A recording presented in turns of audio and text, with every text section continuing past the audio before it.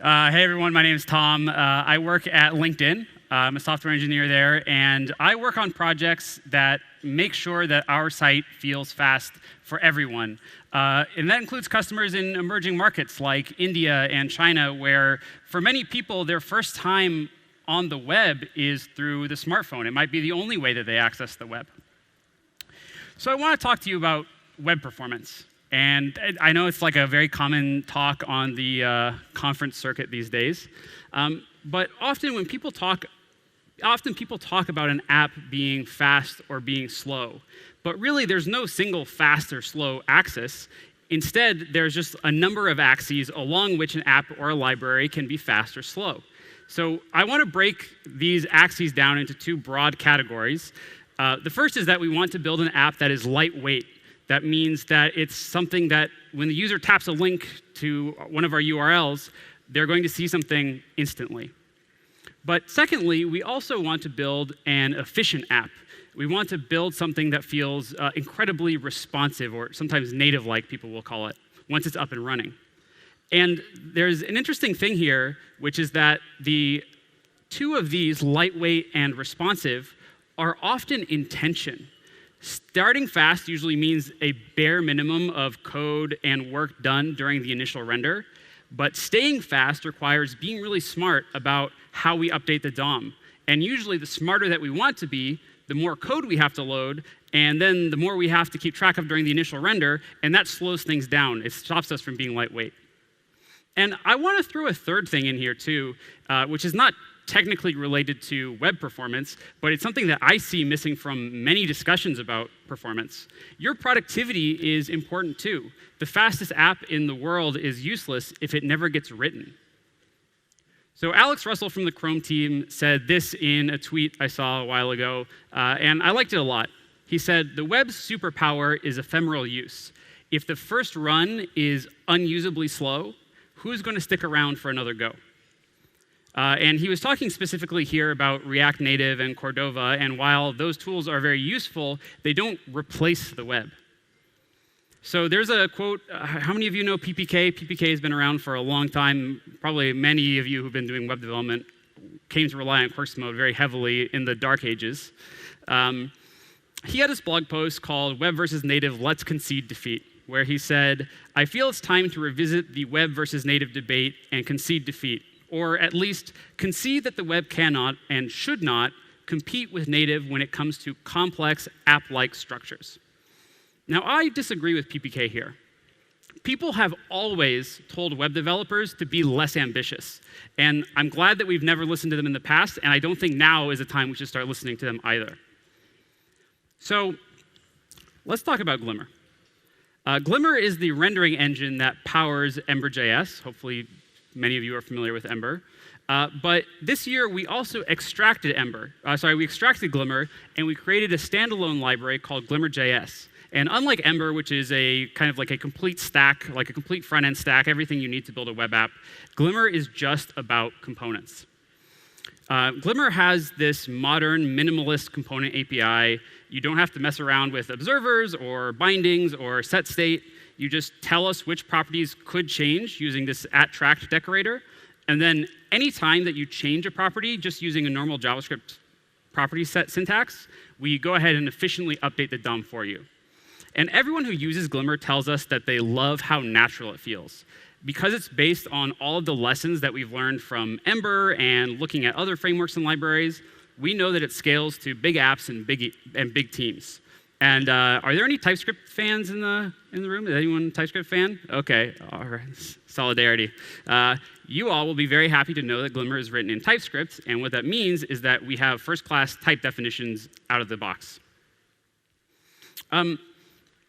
One thing that we've realized is that good performance is meaningless unless you get it by default. You can almost always work around performance bottlenecks if you throw enough time, energy, knowledge at it.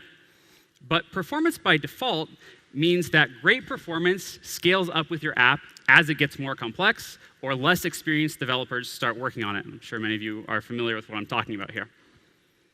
So today, I just wanted to share with you 3 of the breakthroughs I think we've made in Glimmer and how they help us deliver on performance by default. So the first thing I want to talk about is instant templates. So here's another quote from Alex. He wrote a really great blog post just a few days ago he released it during Chrome Dev Summit. And he says that business leaders who greenlight the development of progressive web apps frequently cite the ability to reach new users with near zero friction as the primary motivator. At the same time, teams are reaching for tools which make achieving that goal impossible.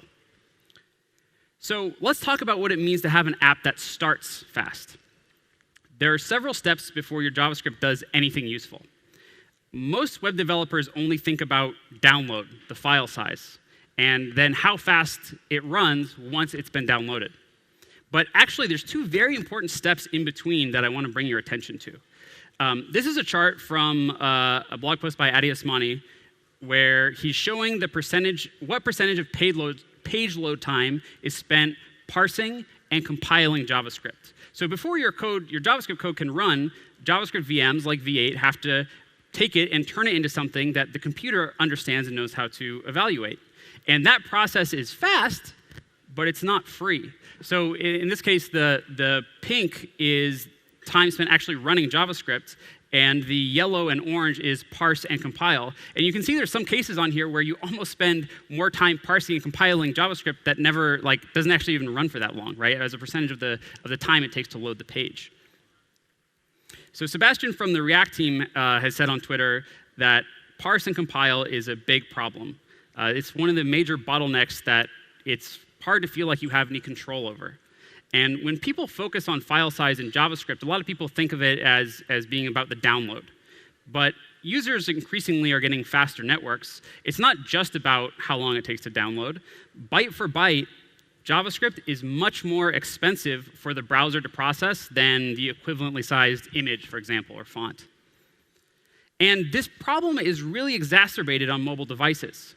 From Adi's blog post, he says, as we move to an increasingly mobile world, it's important that we understand that time spent in parse and compile can often be 2 to 5 times slower on phones than it is on the desktop.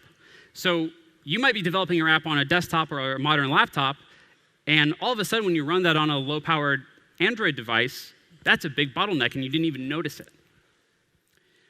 So one of the recommendations from Adi's blog post is ship less JavaScript. Every byte of JavaScript that you send to the browser is a liability. But it's like cute advice, right? Ship less JavaScript, great. How do you actually do that? Let's come back to that in a second. First, let's take a step back and talk about Glimmer. The key insight of Glimmer is that handlebars is a declarative functional programming language for building and updating the DOM. It has more in common with something like Elm than a traditional templating library. A lot of people want to tell you that templates are somehow less powerful. They're like your training wheels until you've reached level 19 enlightenment of doing everything in JavaScript. But the reality is that DOM rendering dominates the performance bottleneck of most web applications. And if there's anywhere that we're going to apply the ideas and the performance benefits of functional programming of a declarative language, shouldn't it be here? So let's see what happens when we view Glimmer through the lens of a functional programming language that just happens to be specialized for producing and updating DOM. So at a high level, Glimmer's architecture, the first thing you'll notice is that it's a compiler. It's quite different from what most people would think of when they think of a JavaScript library. And the bulk of Glimmer's code, the bulk of its complexity, is in the compiler. Our goal here is to both reduce the amount of code that we have to send to the browser, as well as the amount of work that it has to do once it gets there. And to accomplish that, we move as much of the analysis and as much of the work as we can into the compilation step, which only has to happen once at build time. So the Glimmer compiler, it takes in all of these components in your applications at once, it parses them, and it turns them into an executable program that will run in the browser, building and updating your DOM. But what kind of program does it turn it into? It takes these templates as input, it compiles into something. What does it compile them into? So Babel will take your JSX, and it will compile it into JavaScript function calls. Svelte is another example of a compiler that takes templates, and in the case of Svelte, compiles it into JavaScript. Glimmer, on the other hand, compiles Glimmer templates into Glimmer Bytecode. Now, when we say the word bytecode, a lot of people hear that and they think it's like a bullshit marketing term that we've made up. Like, surely you are just like putting this in like JSON or something like that. But Glimmer Bytecode is a legitimate binary format that efficiently encodes templates into an executable program of DOM and component-related operations. So this is the raw output, the raw binary output of a compilation of this template. But if we look at this through a decompiler, if you will, we can see that there are various instructions and operands that the template has had compiled into it. So we took this very high-level declarative templating language, and we've compiled it into this linear sequence of instructions, just like a C compiler would compile into assembly. So after the compiler compiles your templates into bytecode, the binary data is sent to the browser where it is executed using the Glimmer VM, a small JavaScript runtime. The VM compresses and minifies down to about 20K, but we feel like we can probably get that quite a bit smaller. And the reason that this matters, well, there's a couple of reasons. Let's talk about download first. So if we look at this input template, this is just pure HTML, right? There's nothing dynamic about this. If we take this and we put this through Angular's AOT compiler, we get some output that looks a little bit like this. Now, this is the debug build. It has a bunch of it's like a bunch of TypeScript plus type annotations to get actually really great error messages if you have a type mismatch. But if we run this in production mode through ngCli, we will get output that seems a lot more reasonable for sending to our customers. It looks like this. It's been minified and optimized, et cetera. So this is so you take this input template and you get compiled output in JavaScript that is 592 bytes. So in other words, that's a 4.5 times larger multiplier than the input template in the compiled output. Now, if we take that same template and we translate it to JSX and we compile this with something like Babel, we are going to end up with something like this as the output JavaScript, which is 209 bytes. So the ratio is a little bit better here than the AOT compiler in Angular, but still 1.6x the original input size. Now let's look with Glimmer. So with Glimmer, you get two artifacts as output. You get the binary data, and then we also have this JSON metadata that we send with the templates. And altogether, that's 179 bytes. So that is down to 1.4x. And that JSON data that we have to account for, we are planning on, at some point, encoding those strings in the binary payload itself. So that should hopefully give us some additional savings, which would bring it down maybe to like 139 bytes, let's say, hypothetically. So now we're getting much, much closer to the input size just because there's a lot of overhead in that JSON format.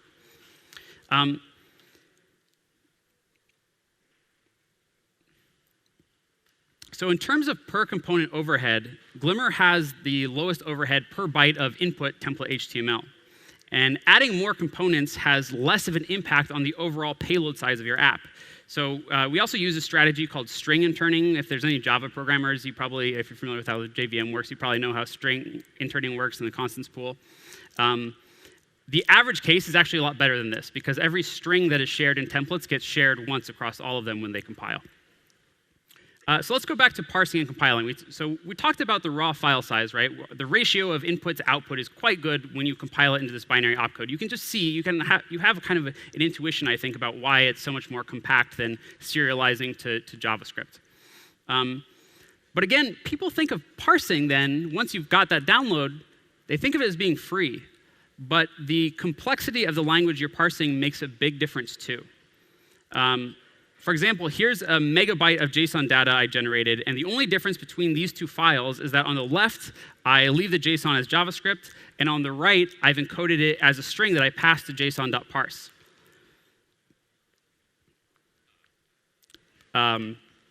There's a dramatic difference between these two, which probably it should be surprising to you, because it was certainly surprising to me. Parsing that megabyte of JSON using the JavaScript parser takes 115 milliseconds. By comparison, parsing with a JSON parser took only 7.6 milliseconds. But because JSON is so much simpler of a language, parsing it is much, much faster than JavaScript. But here's the thing that you need to realize about sending templates as binary data. Simply put, there is no parse.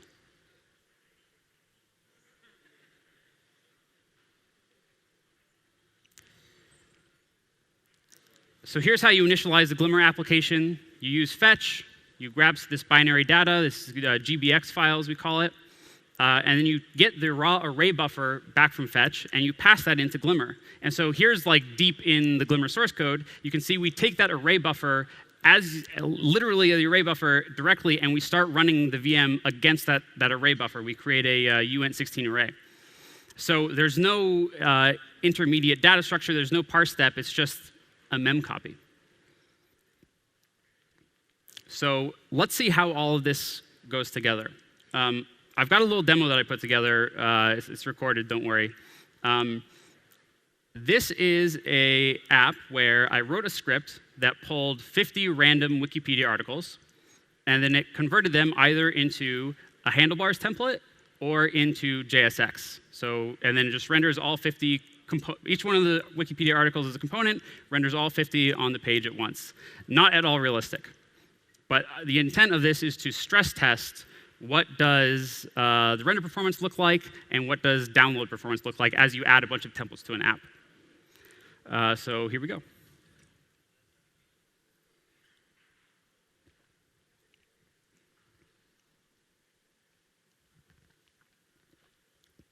This is my Galaxy S3. It's like a hand-me-down of a hand-me-down. This is running in my hotel room at the Art Hotel William. OK, so we have two implementations here, Preact and Glimmer. And you might be thinking, your demo sucks. They're the same speed. Exactly. Preact is probably one of the lightest weight implementations of virtual DOM that I know. I have so many friends who always rely on Preact when they're going to build something that needs to load instantly, even on maybe not the best devices, even in emerging markets and slow networks. So the fact that we are neck and neck with Preact, I consider that to be a badge of honor. It's hard to get much better than Preact. So this is a stress test of the initial render. It is by no means representative of a real app. Preact will beat Glimmer in initial load time for apps where the compiled JSX is less than the delta between the size of the Glimmer runtime and Preact. So Preact is like 3K minified in gzip. Glimmer is about 20. So if you have less than 17K of compiled templates, Preact's still probably going to beat us there, for right now anyway. The other thing is that the Glimmer app that you saw in that demo is not as optimized as it could be. I did that test in my hotel room. We're in Slovakia. Unfortunately, the JS, because of the host I was using, the JavaScript is served from the CDN, but the bytecode is served from an Amazon data center in Virginia. So could be faster. But really, for something like this, where you have so many payloads that you need to be able to render the page, you probably want to set up something like H2 push. I probably wouldn't recommend this strategy if you aren't able to do some kind of push. So that's instant templates. Tiny runtime, super compact compiled template output. And remember, no parse is faster than no parse. OK, so let's move on to the next one, 60 frames per second incremental rendering. So your browser draws websites like anything else, frame by frame. For the smoothest feeling experience, you want your browser to draw 60 frames per second. Unfortunately, 16 milliseconds isn't a whole lot of time to get work done. And if we start exceeding that 16 millisecond threshold by taking 70 milliseconds, let's say, our users experience something that we call jank, that unpleasant stuttering and unresponsiveness that I know everyone here is familiar with. But if we start taking a really long time, like over a second, let's say during the initial render, our users are going to see something even worse, the white rectangle of doom, like we just saw in that demo that I was showing you. Like, that thing took so long to render, right? The reason for this is that most libraries render your entire component hierarchy synchronously. Basically, top to bottom, they walk the component tree, and they render as they go. That's what you saw in both the Glimmer and the Preact implementations of this Wikipedia app. But because Glimmer is just executing a series of opcodes, what if instead of doing it all in one batch, we broke up that work into 16 millisecond chunks? that would let the browser stay responsive even if we have a lot of work to do. So let's look at this Wikipedia demo again, this time with the VM programmed to break up the work into chunks. Okay, so we've got the same as before, Preactive and Glimmer on the left. Now with the incremental rendering, you can see it's no competition, right? And this demo really shows you that the network performance is fine on this shitty Android device. It's the CPU that sucks, right? And so you see the rendering bottleneck on the left too, but when we turn this incremental rendering, it's instant. It's pretty impressive, right?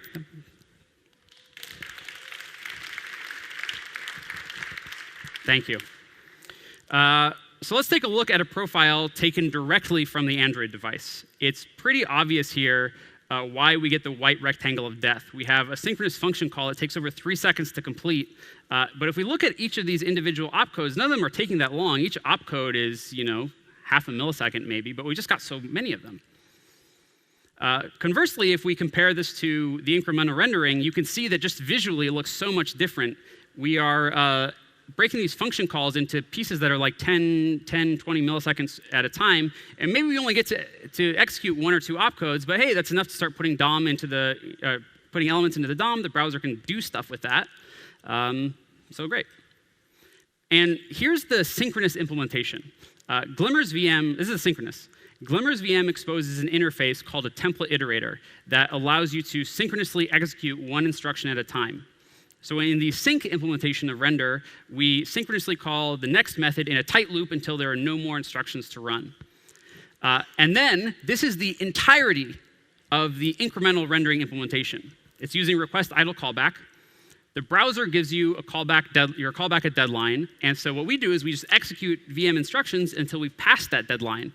And then we yield control back to the browser. And then if there's more work to do, we're like, hey, can you let us know again in the future when you have a little bit of time so we can do a little bit more work?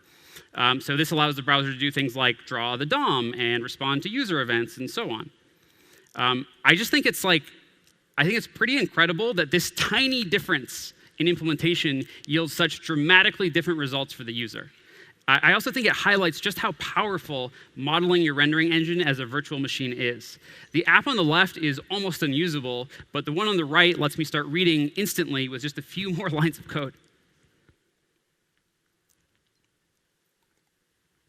So that's 60 FPS incremental rendering with the VM architecture that unlocks. Initial render can take multiple seconds on low-end phones. Much of that is just waiting for the DOM to paint and update. Raw optimization, I feel, has reached a point of diminishing returns. Making JavaScript libraries faster is not actually going to help us anymore. We need to be able to break up the work. And Glimmer's VM architecture, as you saw, makes it almost too easy, really. And I didn't have time to show you, but with SSR and rehydration, you can do incremental rehydration as well, which is pretty cool. So last thing we're going to talk about here is optimized updates using a technique called partial evaluation. How many people here have CS degrees, computer science degrees? How many of you? Okay, I am not. You probably are much smarter than me. I could not hack it in university getting my CS degree, so you can see I'm really trying to make up for it now. So remember that loading quickly means being lightweight, and lightweight usually means making very hard trade-offs. One of the trade-offs of virtual DOM-based libraries, including React, is that being fast by default on the initial render is more important than being fast on subsequent updates and updating renders. And I want to note here that I actually totally agree that that's the right trade-off to make. Because of how critical initial load times are on the web, you have to get that right first. It's critical. But one downside of this is that while the initial render is very, very fast with the virtual DOM, it's pretty easy to get into situations where your app starts to feel a little sluggish. I found this really great blog post called React is Slow, React is Fast, Optimizing React Apps in Practice. And Francois Zanonotto says, what makes a React app slow is that most of the time is useless re-renders of many components. You may have read that the React virtual DOM is super fast. That's true, but in a medium-sized app, a full redraw can easily render hundreds of components. Even the fastest virtual DOM templating engine can't make that in less than 16 milliseconds. So the example that he shows is of this data grid. You can see it's like pretty big render function, and it's got these components inside of it, does a loop, and is just generating this HTML table. The React documentation is very clear about the way to avoid useless re-renders. Should component update. By default, React always renders a component to the virtual DOM. In other terms, it's your job as a developer to check that the props of a component didn't change and skip rendering altogether in that case. So the solution he ends up adding to that component that we just saw is should component update method, check these two props. If they haven't changed, abort the re-render. Seems good. I'm sure probably many of you who use React in here have done something similar. According to this blog post, adding a should component update method may seem cumbersome, but if you care about performance, most of the components you write should end up with one. So this is just one of the downsides of JSX. Your render method is a black box. The system can't see into it because it's evaluating arbitrary JavaScript. Conversely, let's compare it with something like Vue, which encourages you to use templates for components instead of JSX. By using templates, Vue can automatically detect which past props are actually used in the template, and it will automatically implement should component update for you. Evan, I just want you to know that I am licensed to use this image. It is your LinkedIn profile photo. I agree with what Evan says here. Making things fast by default is important because it frees you to focus on more important things like building the app itself. Glimmer also uses templates, and so, as you can probably imagine, we implement a similar optimization. But let's see if we can do one better than that. What I haven't told you yet is that Glimmer is actually two virtual machines in one. Fundamentally, there are two types of operations in any DOM rendering engine. First, you have to actually create the DOM elements, which is quite a bit more expensive. And then after they're there, then updating them relatively is a cheaper process. So if the DOM nodes for a component already exist, there's usually a lot less work to do. So let's imagine in Glimmer a very simple template like this. On the right is the bytecode that the Glimmer compiler generates, but that bytecode is only for the initial render. And as a human, you can look at this template and you can instantly recognize that only one part of it will ever change. So how do we take advantage of that?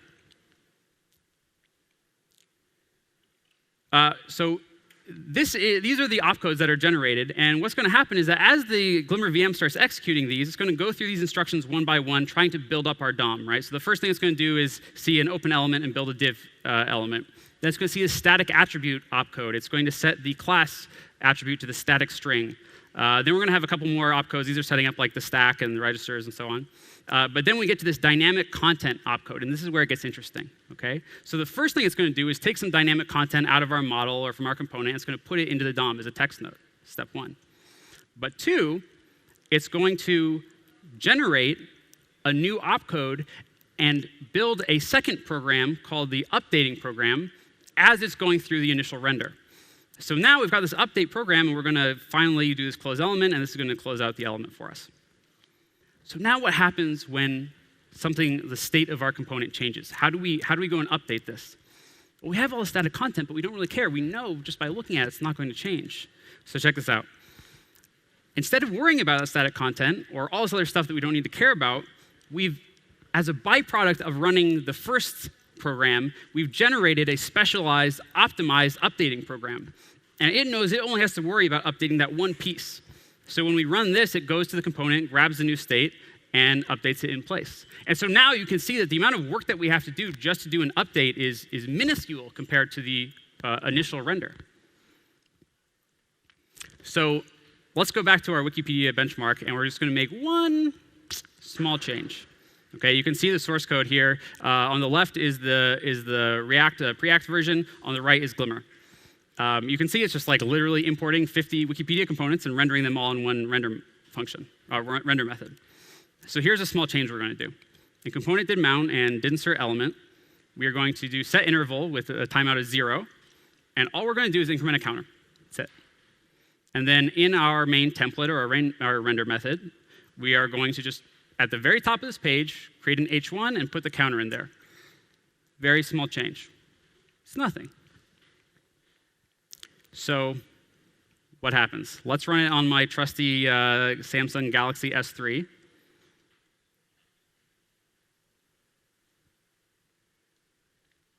Whoa, brutal. Thank you, thank you, thank you.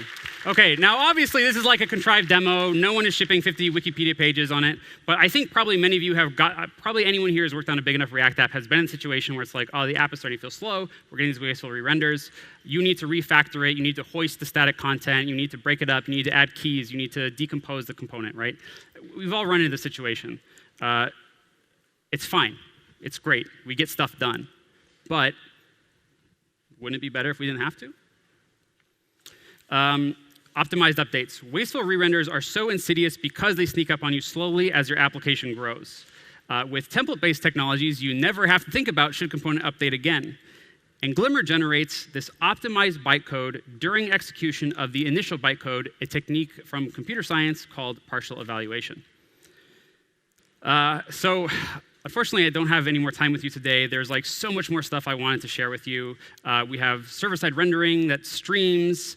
We have the incremental rehydration that I mentioned, so you don't like jank the browser. They see this beautiful page and then it like locks up for 30 seconds. We've got a really cool way of dealing, like primitive for dealing with change management, track properties, et cetera. For the future, I think you can, hopefully this has got you as excited about this idea as I am, and I think you can, if you start thinking about it, you can see where this is going. Maybe we can run this VM in a web worker. Maybe we can run it in WebAssembly. Glimmer doesn't sacrifice performance for productivity. And that's what I wish I had more time to talk to you about. If it sounds interesting to you, I invite you to check out the Glimmer Playground, try.glimmerjs.com. It's got an editor. You can create components. We also added this cool little Easter egg in the corner. If you click the Pi button, it will show you the compiled output, the bytecode output. So check it out. And if you have any questions, I'll be around. Thank you all so much. Thank you very much. Thank you. Tom, I would love to go through a couple of questions. I think we have time for one or two, because we went a little bit over time, but it's fine. Have you brought some swag? Swag? No. No, that's crazy.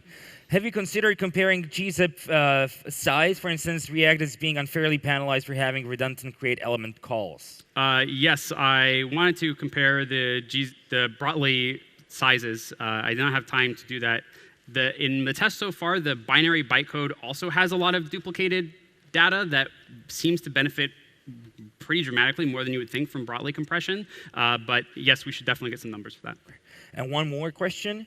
Gzip does compression on JSON at transfer level. Wouldn't that be better than bytecode? No, the binary bytecode will still be faster. So Glimmer does have a mode today. Ember apps ship their compiled templates as JSON today for reasons that you saw explained here, but JSON parsing being faster. The templates do end up being a little bit bigger than the equivalent. Okay. Great. And Tom, with that, thank you very much for participating. Thank you. Thanks very much.